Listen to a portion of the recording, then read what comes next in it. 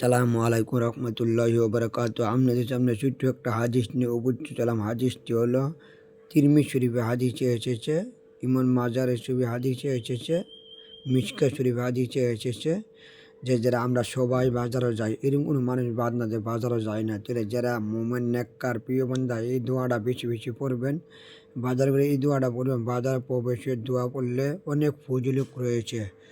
হযরত উমামা রাদিয়াল্লাহু আনহু থেকে বর্ণিত, নবী করিম সাল্লাম বলেছেন যে কোনো আমার উম্মত যে বাজারে যা প্রবেশ করবে এই দোয়া পড়লে, এই দোয়াটি পড়লে তার 10 লক্ষ গুনাহ মাফ করে দিবেন, 10 লক্ষ নেকি লিখে দিবেন, 10 লক্ষ গুনাহ মিটিয়ে দিবেন। সুবহানাল্লাহ।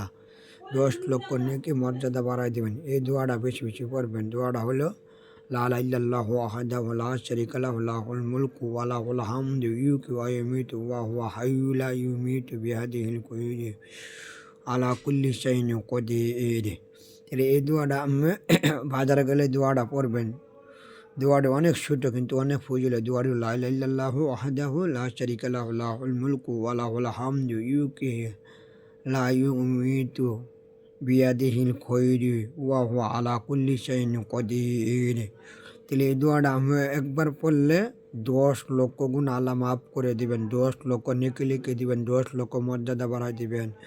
তো তোমাদের জান্নাতে তার জন্য একটু ঘর তৈরি করবেন। সুবহানাল্লাহ। তাহলে আমরা বাজারে গেলে এই দোয়াটা বেশি বেশি পড়ব।